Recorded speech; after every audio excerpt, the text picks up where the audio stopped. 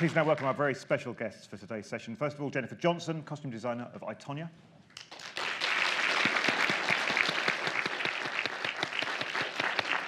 And Luis Sequoia, the costume designer of Shape of Water.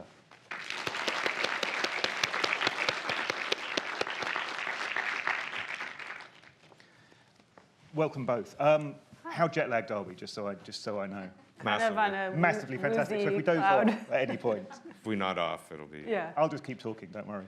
It's a question for both of you that I wanted to start with, really, which is an insight into what happens from your point of view the moment you get the script. So with each of these projects, what gears start turning mentally and aesthetically as soon as you're looking at the script? Jennifer. Well, there's so many emotions because you're sort of mixed with excitement. Well, you know immediately, usually halfway through the script, whether you respond to that project or not. And if a script is really great, sometimes at 20 pages in, you're sort of like, this could be really amazing. And then the next thought is, oh, shit. How am I going to pull this off? And that kind of being a little bit afraid, I think, is a really great response to a project. Because if you have a little bit of fear, and it kind of motivates you to really push yourself harder. Sure. So I like to take projects that are uncomfortable and difficult and really push into getting excited, and then everything else kind of follows from there. Sure. Luis, Jennifer set the bar quite high for candor, so how about you? I mean, for me, when I'm reading a script, I can usually tell if it's a good script. If it's a great script, the imagery just starts coming off of the page and uncontrollably. If it's a bad script, it's like I'm trying to rip something out of it. So in the case of Shape of Water, having a little bit of discussions prior to getting the script, knowing that I was going to be working on it earlier than getting the script, I had flipping that page. It was just incredible to really understand the world that we were going to be creating. Well, I want to dig in both your cases to your relationships with your directors, actually. And with Shape of Water, Guillermo del Toro obviously has this huge back catalogue of work. I wonder if you had a prior relationship with him or a relationship with the films. I was lucky to have met Guillermo when I worked on Mama with Andres Muschietti. And I was in the middle of doing a fitting with Jessica Chastain, who in that movie had a black wig and was wearing a rocker makeup, and we were in her fitting doing her look, and we put on an outfit, and we opened the fitting room door, and there was Guillermo, and that was the first time I'd ever met him, and he said, "That's effing amazing." And so for me, that was my first time, and that was kind of, I was kind of geeking out myself at the time. And then I worked with him on The Strain for 3 seasons, where he directed the pilot and would do different vignettes within those 3 seasons. So I was lucky to have had this ongoing relationship, both as a producer and as a director. And then he asked me to do Shape of Water, which I was to the moon about. Sure. Jennifer, how about you? With Craig Gillespie, how did that relationship come about? Craig I knew through a mutual friend, and but had no working experience with him. And sort of, had a little bit of trepidation at first, but he is such an organized and clear-minded director that, and I knew our production schedule was almost impossible. It was really mad. We had an insane schedule. And I knew that he had the confidence to pull it off. So I knew I would be protected by him because he's so very skilled and very organized. And he also gives you a lot of autonomy. And the project required an immense amount of each head of department having autonomy. We didn't have time for micromanagement, or we didn't have time for extensive discussions because we had 5 weeks prep. And then once we started shooting, we sometimes did 10 setups a day, spanning over 25 years. Wig changes, mustache changes, costume changes, changing over 400 background into different events and spanning many years in one day. So it was, each department had to really work autonomously, and he allowed us that gift. It sounds from what you're saying that creatively it's almost that first conversation, that first meeting is the all-important one, because then there simply isn't the time to do anything else. So, because I was going to ask about conversations that you each would have had aesthetically with your directors, but it sounds like from what you're saying, that had to be taken as read, and you had to just, once you established that you were working on the film. I had done a lot of research before we started, and we definitely worked closely with that. But that was sort of the jumping point that, okay, this is what I intend to do.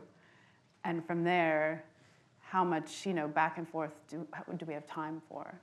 And there really was not 1 minute to spare. So I think Craig hired each person, each head of department based on, we all had a lot of commercial experience, which makes us sort of a little bit insane to begin with as far as schedule. We're kind of very fast at scheduling.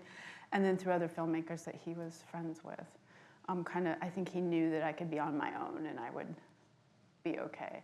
And then his input would always be incredibly, even just a few words would be very concise and informative, and then you would take it from there. But there was a lot of research that had to be done. Sure. That was the hardest thing in 5 weeks to accomplish that. Luis, how about you with Guillermo? I mean, how much of what we see on screen in Shape of Water is a collaboration between the two of you aesthetically, and how much is him actually just giving you room to work? I think I was lucky that we were situated within the studio where he would prefer to come in through costumes. So every morning it was this gateway towards work, and so I would have everything laid out with him for him to take a look at. I think early concepts were definitely a total collaboration, but later, as we started going, it became more of an evolution of within the fittings and gathering, the tapestry that was the movie and the different characters. But he was very, ultimately, quite pleased with everything that was coming together between the production designer and myself. We really had a symbiotic kind of relationship. Jennifer, you mentioned research a second ago, and obviously we've got two, in some ways, very different films going on here, because obviously, with I, Tonya, you have real people, you have a real Tonya Harding, photographs, you have evidence. The Shape of Water is obviously much more of a flight of the imagination. But there's a similar process of development aesthetically. You mentioned research specifically. I wondered what that involved, and you mentioned it had to be done very quickly. The research for Tanya was surprisingly difficult, because the skate community didn't always support her in the way that you would imagine there would be this sort of Bible of skate history, and you could easily go through the chapter on Tonya Harding, and none of it came up that neatly. It was really much more of a delving into unusual formats of research. My favorite piece of research, her friend in high school was a budding film director and followed her around with a camera extensively. And I was able to get a hold of that. And that's where, for instance, the mother with the bird on the shoulder comes from. That's all real. I wish I had made that up, but I can't take credit for that. And also, we would go on eBay and collect tabloid clippings. So there was a super fan in Germany that had a lot of tabloid clippings of her. And that was very interesting photographs that I hadn't seen before of her as a child and her parents when they were in better form, and her as a teenager. And that really, really informed me. More than anything, that I wanted to get away from what the 80s were, what the 90s were. I wanted to get under her skin and really understand, who she was beyond the tabloid. So it's sort of funny that the tabloid was the thing that, was one of my surprise research. That and the documentary that her friend made, that was priceless. I mean, actors are often asked, Margot Robbie will have been asked this question, I know, whether there's a particular responsibility that comes with portraying a real person. I mean, when you're costume designer for a real person, does that bring a special circumstance to it as well? you have to like really kind of fall in love with that person, even if they've done something bad. Jeff Galooly was a great example, because I started off like, this guy's he's a wife beater, and I sort of hated him. I'm very method, you know, so I can really feel the person as I'm looking for their costumes or fabric or whatever it is, and if I don't like them, it's problematic. And I have to break through that myself. I have to find an angle where I can have some empathy or sympathy or real understanding of who they are and why they did things, and try to not be judgmental. And I think that lends a sensitivity to the way I work, and I hope that because I hate irony and I hate, you know, the obvious, and I work really hard to kind of get into the deepest, dirtiest thread of the person and come away sort of liking them, regardless of who they are. I think that's important, because if you don't like somebody, it will prevent you from working hard on them in a way. Luis, how about you? Because it feels like you're probably doing a similar thing, which is getting under the skin of a character while actually putting clothes on their back. But you're obviously doing it from a fictional point of view. You know, there isn't anything to base it on apart from your and Guillermo's imagination. Yeah, but somehow in the movie we had to, in order to have this fantastical element, we had to create a world that was believable, and so it was a balance between fantastical and real life. And so a lot of we did an immense amount of research, 4 volumes of double-sided photo reference, really setting up the world, setting up the working class and the secret lab and the scientists and the astronauts, and then we had, you know, fundamental catalog reference so that everyone within the department was on board with, you know, what was of the period.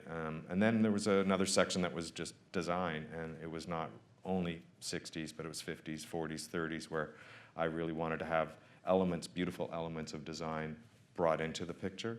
And then from that, we created the boards for each of the characters, and that informed not only our department, but the rest of the production of where we were going. You've accidentally set something up very nicely, because I wanted to actually bring some boards up in a second and talk about those. But first, I mean, I wondered whether, it's a question for both of you, whether you have a kind of an aesthetic palette that you're using on every film, or is every film completely different? I mean, is there a part of you which there was a thread almost between all of your works, or is each project a film unto itself? For me, I think each project has its own color palette, its own identity and message. For me, though, what I like to do is within a film, unless it's specific, is understand that the aesthetic of the film is such that I don't want to see the film in 5 years and go, oh my God, that's really ugly.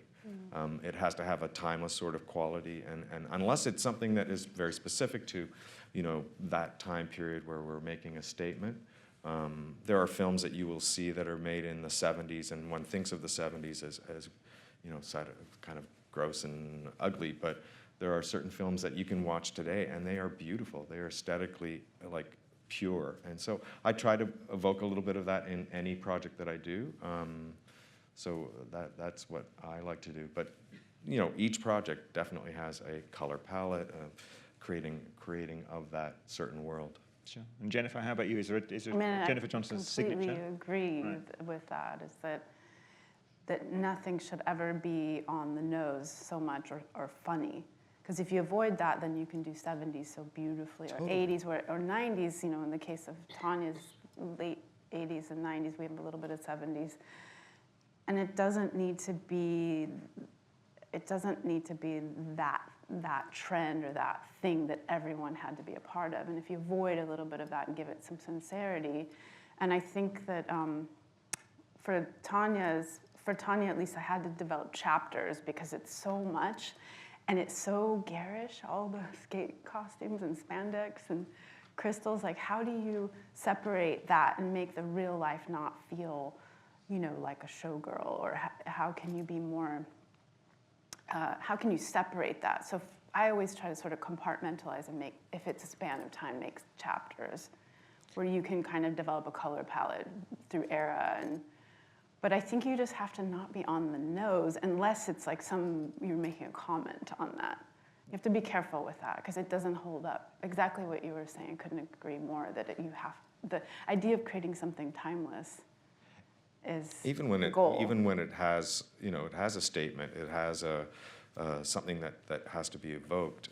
It's fine. It's that balance of knowing, the design choices to make that will do that statement, but also not date the picture. Taking a cheap shot, so to speak. It's so interesting because obviously both films are period films, so it's that idea that you have to be quite pinpoint and conjure something up in the viewer's imagination. But at the same time, I'm old enough to remember the 80s. None of us thought we looked silly at that point. We all thought we looked great. And exactly. Obviously there's this sort of classicism to looks as well. Well, that's aesthetics.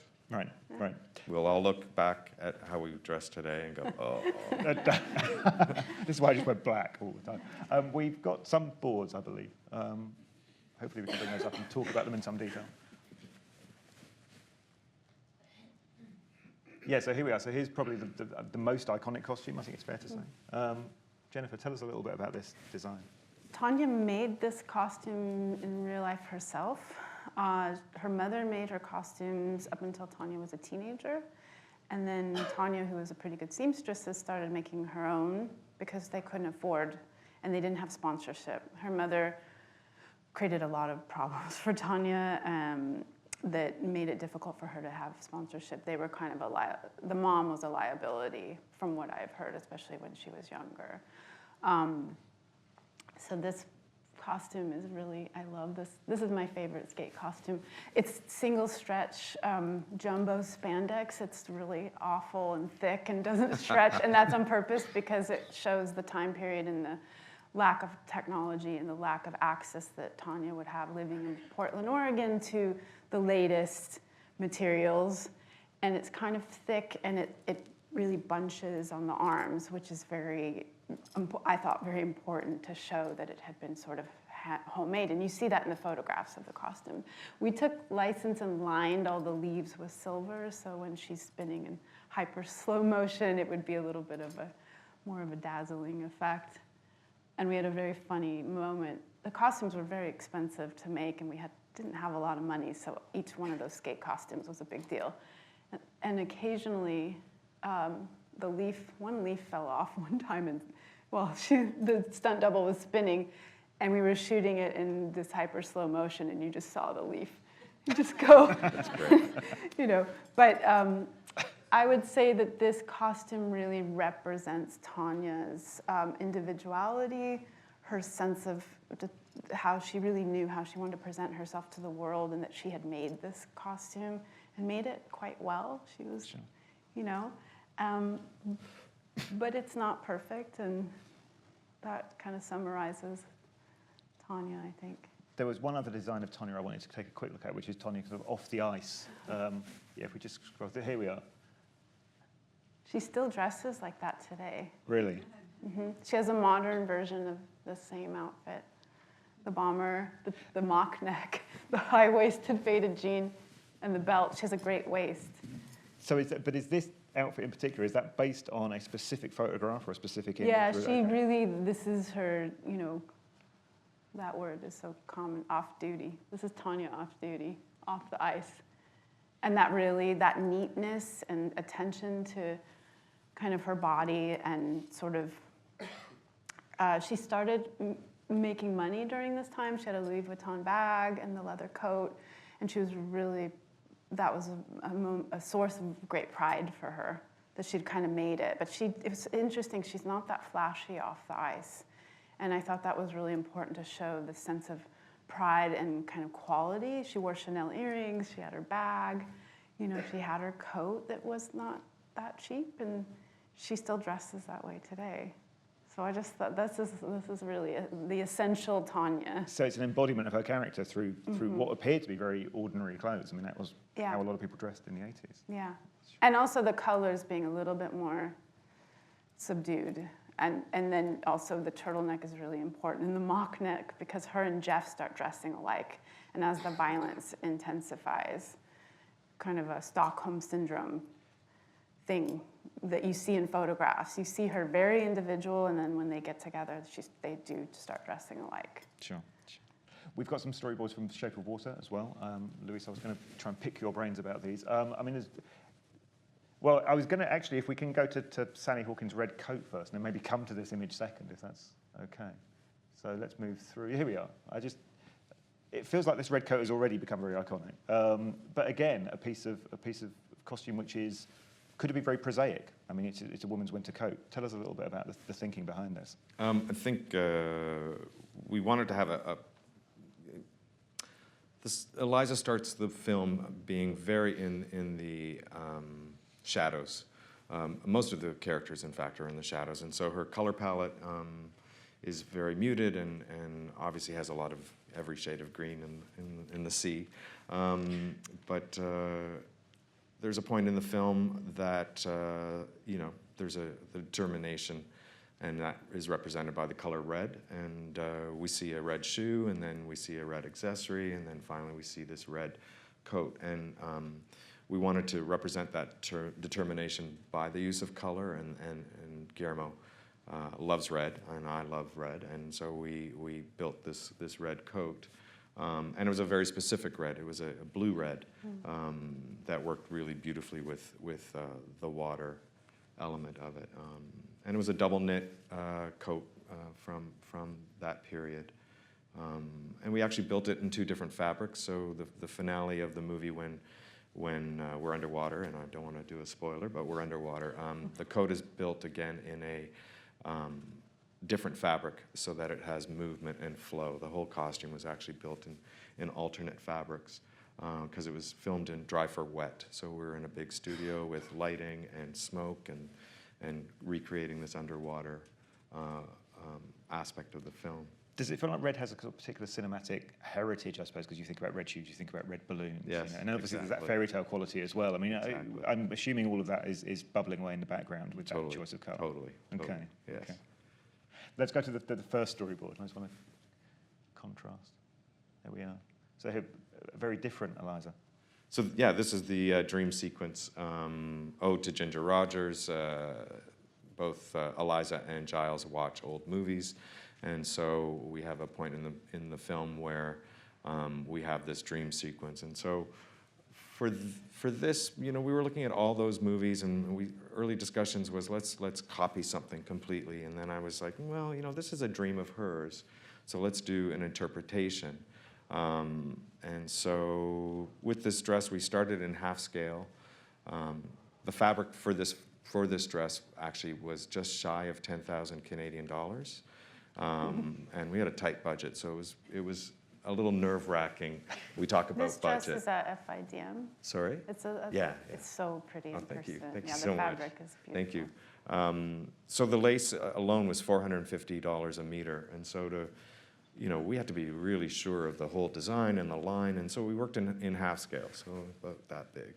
And we refined the lines and the design, and I showed Guillermo, and we went through about 5 incarnations and just, really fluting a bit more and deciding on some of the details. And then we did a full-scale muslin where Sally used it during her rehearsals.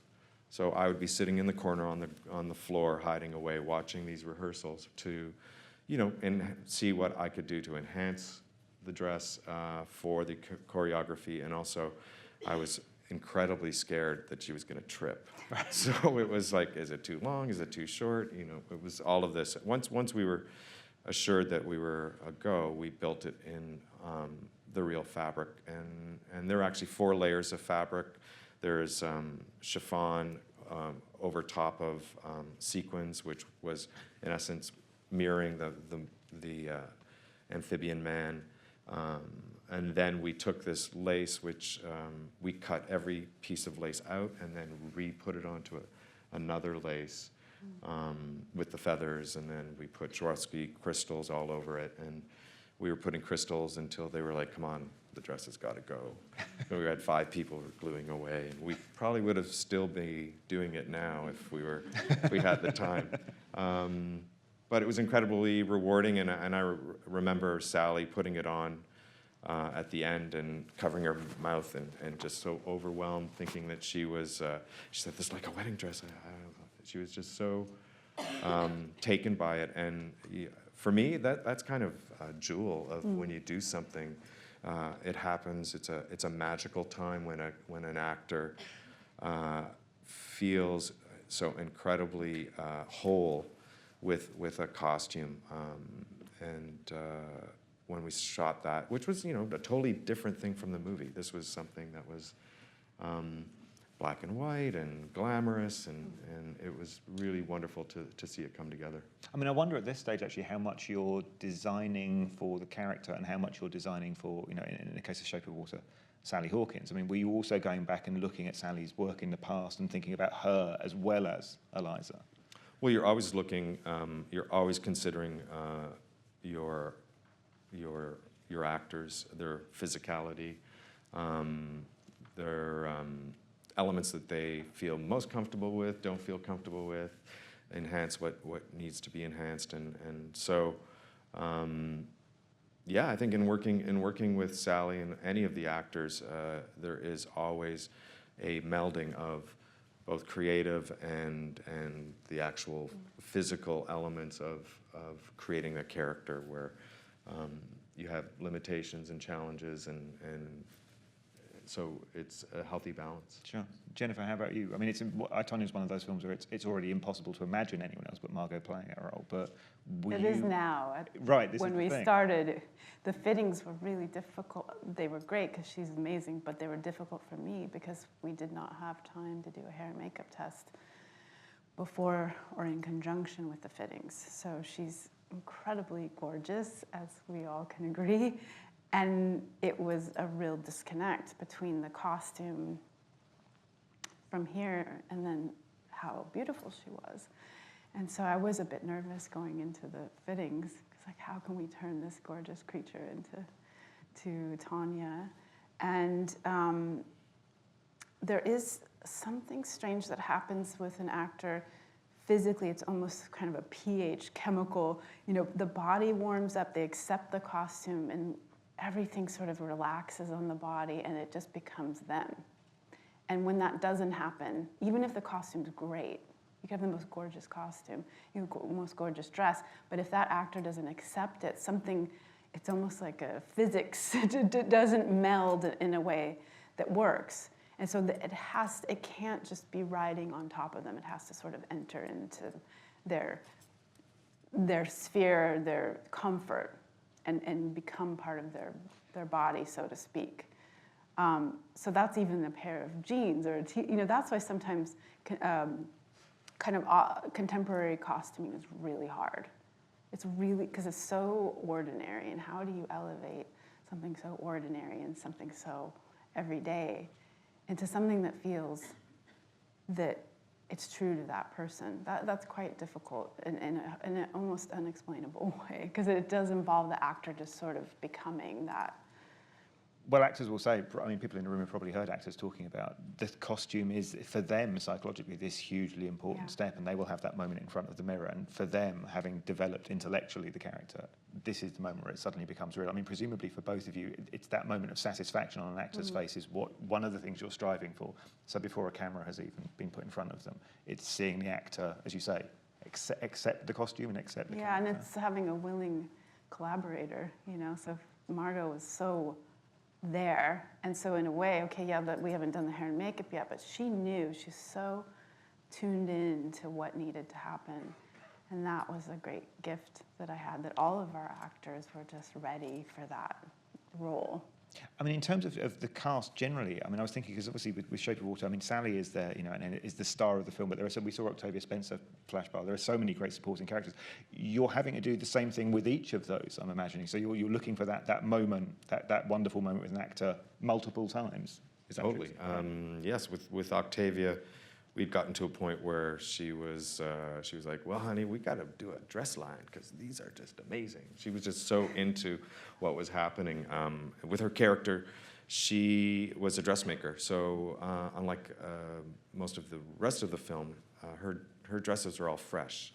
And they all had these little details of dressmaker stitches and and I was looking at old patterns to pick up details, again, not from the 60s, but from the 50s and the 40s, because I imagine that she had, rummaged through, had gotten old patterns.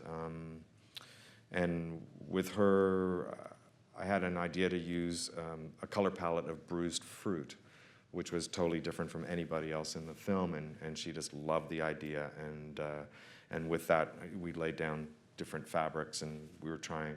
Every actor tried on muslins. Every actor had a muslin of the various pieces, and then we would start, much like you would imagine back in the day, you'd get the fabric and you lay it over top, and you start talking about it, and then the dress would come back out in the actual fabric, and again, each character, each actor really felt that the process had been done, and so they had felt that they had come to life in the clothing.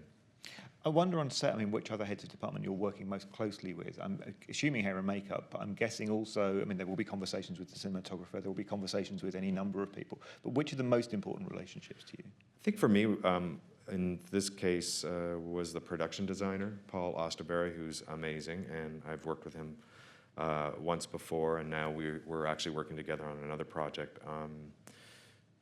I have to say that when the first few times that I went into some of the sets, even before they were done, I was like, wow, these are quite amazing. And then when they were fully done, and then we had the actors in that environment, it was, for me, one of those times where I was like, wow, this doesn't happen very often, where you really feel like the world that you are creating is in front of you before you even record it.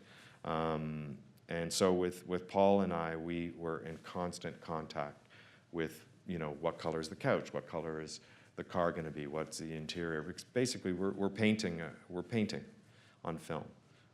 Each of us is a brush towards creating a beautiful image. Sometimes not so beautiful. Sometimes it has to be ugly.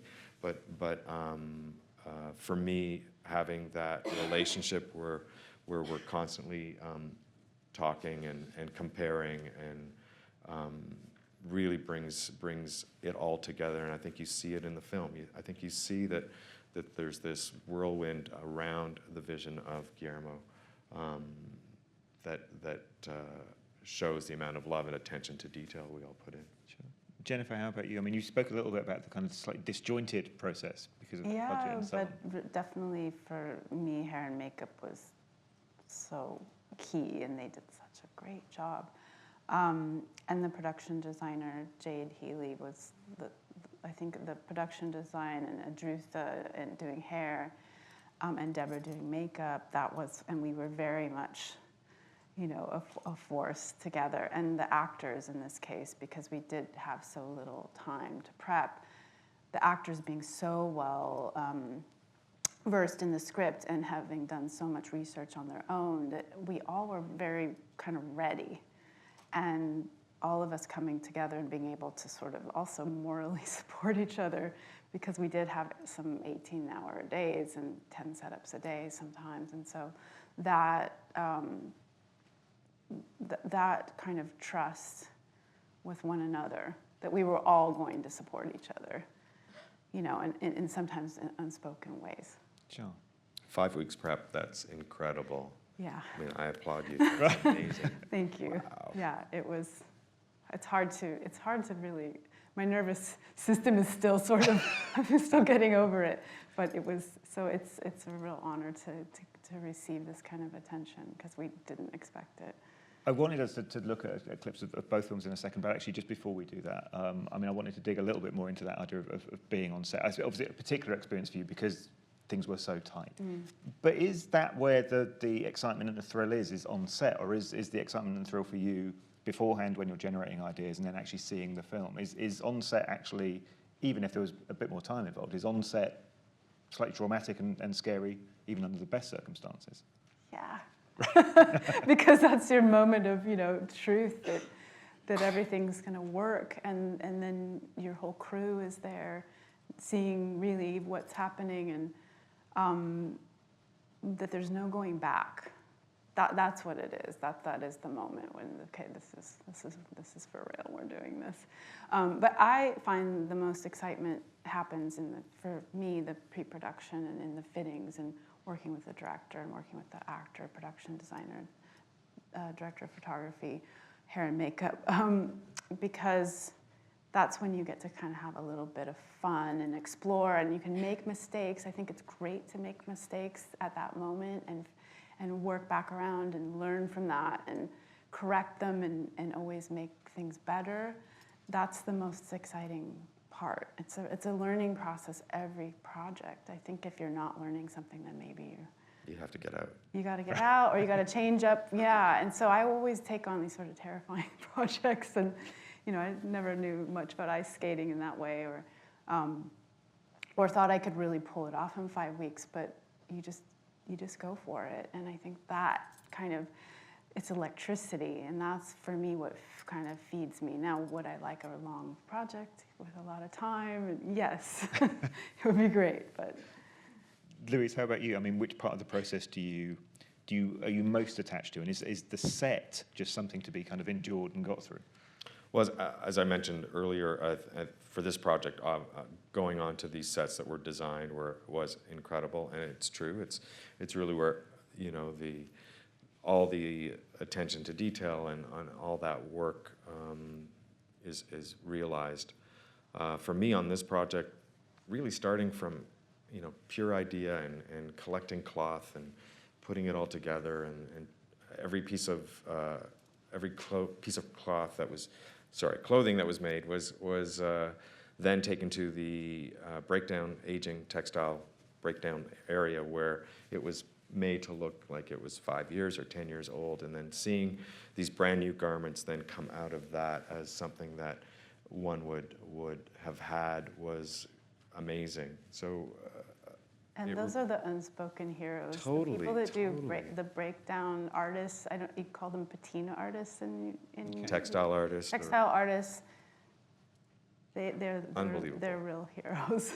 Unbelievable. Yeah, they really give life to things that you've had manufactured or new clothing, because if you have a lot of stunts and you have to shop, that is something that's not spoken about a lot. Totally, really... totally. And even things like, a wet effect and creating, for the film we had, the last part of the film is all underwater, and apart from designing and interlining through everything that was to help the actors not get completely soaked, we had to create a wet effect that was constant. And so, working with Melanie Turcotte, who was the head textile artist, to find a method in which we could do something that, no matter how wet the actor was, it would look the same, because we shot in the rain for about 2 weeks every night.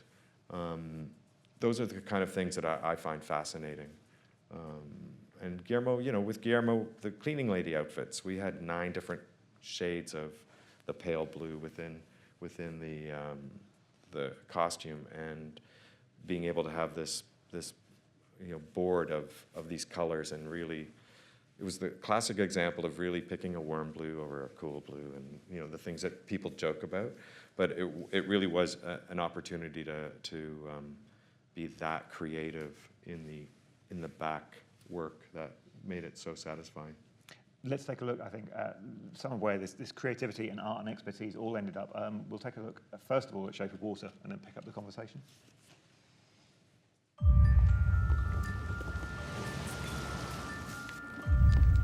If you know something about what transpired here, it's your obligation to report it. What is she saying? That's good. Looking like you don't know anything. Our only concern is the asset. The Soviets want it. Do you have it? Sure, I'm getting it back. Did either of you see someone coming in or out of the lab? Nothing out of the ordinary. This is the most sensitive asset ever to be housed in this facility.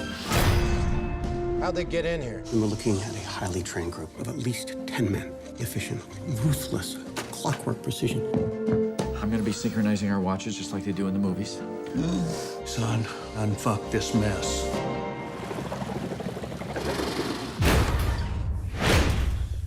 You deliver. That's what you do. You deliver, right? Right? If you know something you're not telling me, you're gonna tell me. We need to get him back in the water.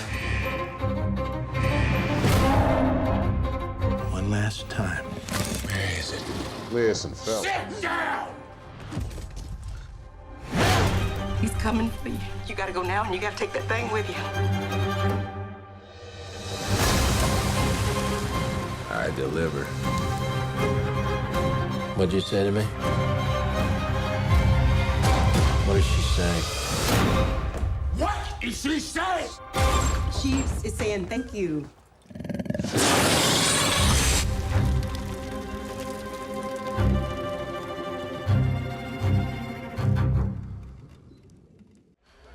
I don't know if I can do this 30. I missed it in the last training. Of course you can. You got this.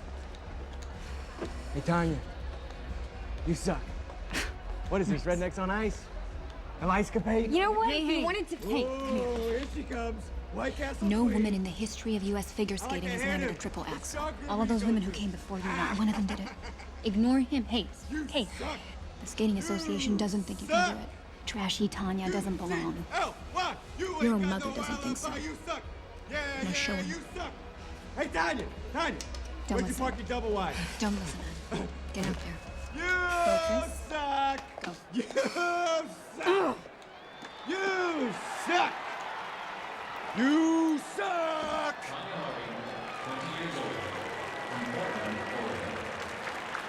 Here now is Tonya Harding, second after the original program, just 20 years old, from Portland, Oregon. Great power, great speed, great athletic ability.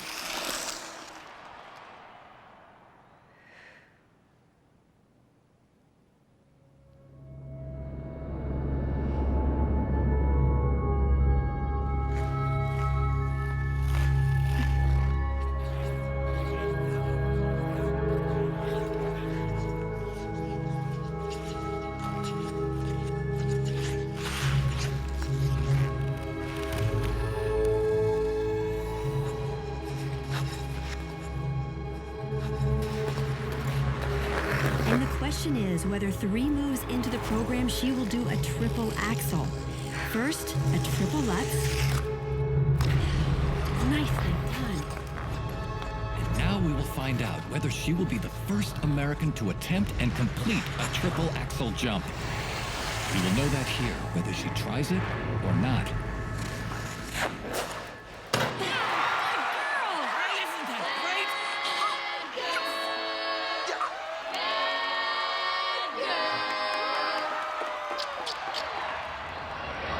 Everybody calls me little girl bad. Everybody blames me. Oh my God, I mean, it was totally the most awesomest thing.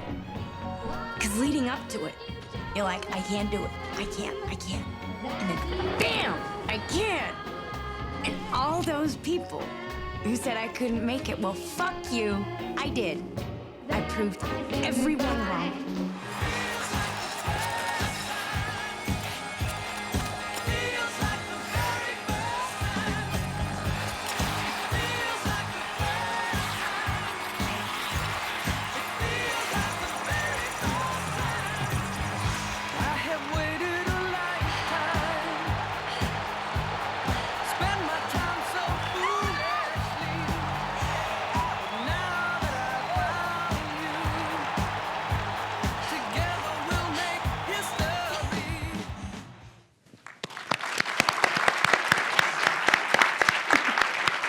It's astonishing seeing both those clips at the end of this conversation, because so much of what we've talked about, the timelessness and the character, I mean, that kind of all comes through on screen. But I wonder for both of you, I mean, is there that sense after the production, when the film goes off into the edit, where you have to hold your breath a little bit, because no matter how much work has gone in, and no matter how good the relationship you have with the director and the other heads of department, it goes into the edit and nobody is quite sure what will happen then. So is there that moment then at the first cast or crew screening or at the premiere where you are holding your breath and waiting to see what's happened? Luis? This was an odd movie because I saw nothing of the footage. Other than seeing the raw footage, I saw nothing that was cut together. So the first time I saw the movie was the cast and crew screening, and I literally was like down like this, and I was like, and not really, I couldn't pay attention to anything. I was looking at every last detail, and is that working? No, Yeah, it's miserable. It's horrible. but ultimately, you know, it was, I could see it was kind of working, and then the second time I saw it, I was actually able to relax and breathe it all in and enjoy it. But I don't know if that's the same with you. Yeah. Like that first time you're watching. How nerve-wracking was it for you? Sort of like looking between your fingers. When you have a schedule that's so fast and you have limited resources and you don't always have the same maybe crew you work with, and we shot this in Atlanta, I was nervous, even just continuity, and that we had really gotten there's always those moments when you're doing independent film that you don't have everything you need, and you get worried about, you know, the minutia, like, oh, the background, and you think about, I look at every square inch of centimeter of the frame, and then you know, you sort of sigh of relief at the end, like, okay, we did it, we fucking did it, you know, and then the second time you can enjoy it. Well, I think they're both incredible achievements. I want to hand over the floor over to you. If you have a question for Luis or Jennifer, now is the time to ask. Raise your hand and then the microphone will come and find you. So a hand went up very quickly here, right in the center.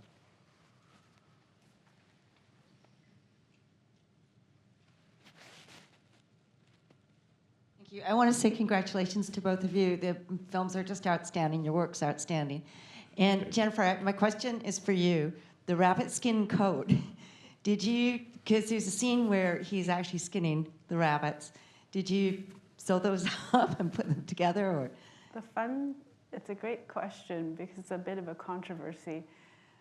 The coat that we were able to find, all the coats in the movie are vintage, and they were sourced on Etsy, eBay, and that particular coat, I believe, was from a seller on Etsy.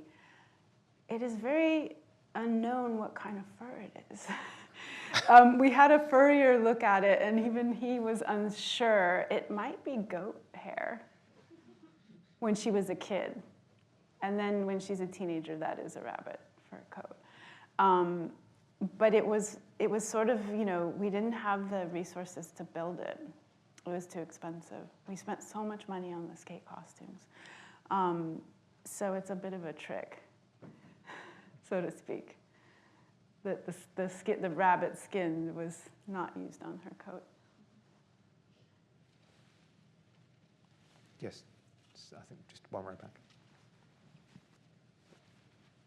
As costume designers, you're constantly starting from scratch, like over and over again. Is it important for you to work with the same crew where you can, so you kind of have an established relationship or a dialogue, or do you kind of want to work with sort of specialists in whatever you're working on? For me, I've been very fortunate to cultivate a relationship with my key people.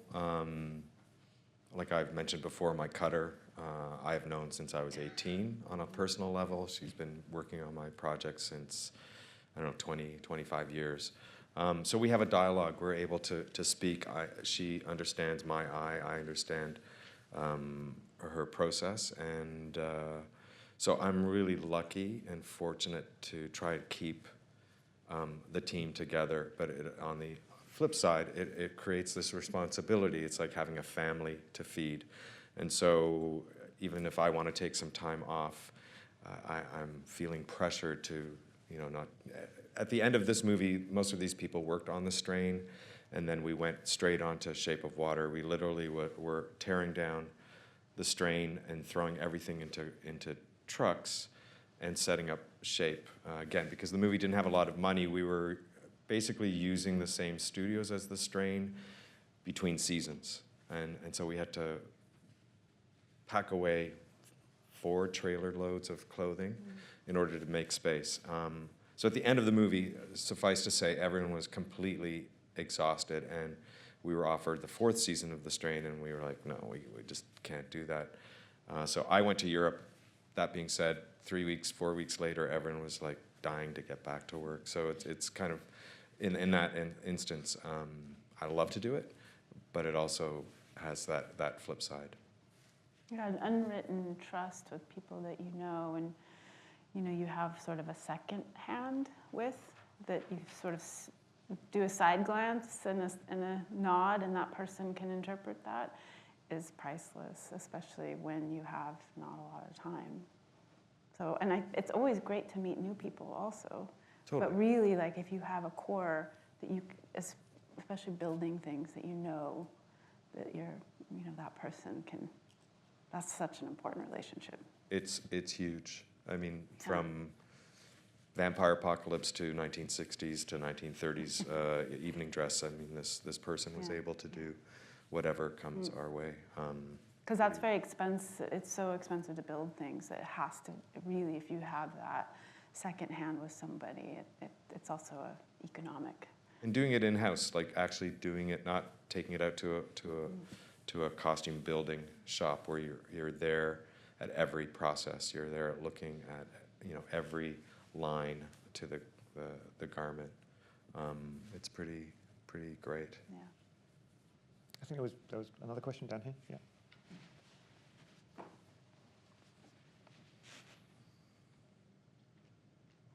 Hi.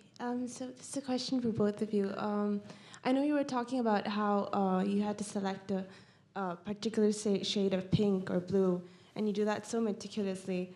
And then I wanted to ask, when you come on the set and the lighting comes on, and it's a completely different color, how do you deal with that? Do you speak with the cinematographers, or is there a discussion about that? That's a good question. It's a good question. It's a really good question, because there's sometimes things that are really unplanned in that way, where you've put all this work into the costumes and you've had discussions, but then someone else comes in with a different idea on the spot and can really change the feeling or look of something. I've been lucky and always worked with people that were really malleable and flexible and supportive, and would never do something to sort of throw you under the bus with that. And I think in your case, it was more, you had more planning. Yeah, we had planning. We had a lot of white, we had all the white ice, which was really intimidating, especially for the DP, but we shot on film, so that helped tremendously. It's a very forgiving film. But yeah, you're right. It's you don't always have the luxury to have a camera test. We had, I think, 2 hours of testing the day before. That's crazy. Yeah, I'm kind of shocked. Okay. Yeah. That speaks volumes to the faith that everyone had, though, for sure. Yeah. Because you are committing to something. And in that case, when you are doing a short, truncated production schedule, you are working with a camera, the gaffer, the grips, the DP, they will adjust. They know what you're up against also, and that production, we all adjust. You have to. If you don't, you won't go forward. So you do have to hire a team. And Craig was so brilliant. He did such a great job, and he really threw a great party and invited all the people that could, kind of move together like a flock of birds, frantically going north or wherever we were flying. Luis, how about you? I mean, how do you deal with surprises? For this project, Dan Lauston, the DOP, is, I say it all the time, a master of light. And we had a lot of discussions in early prep. We were talking about the color palette, and in other productions, you try to be really subtle and have these shades that are, again, very subtle, and then you get to set and the lighting and everything crunches. And all that subtlety just moves to near black. Mm-hmm. And all that texture that you put in has disappeared. With this project, it was different. We had early discussions on what we were going to do, and the film is very minimally changed color-wise. And so we knew that the color was the color. So I was lucky on this project, but there are many, many, many projects that you do all this really subtle textile color work, and it all kind of disappears on you. And at that point, when you're on set, it is what it is. There's no going back and, you know, making it brighter or, you know, doing something. We're going to have to leave it there. But with thanks to Swarovski, please join me in thanking Luis and Jennifer.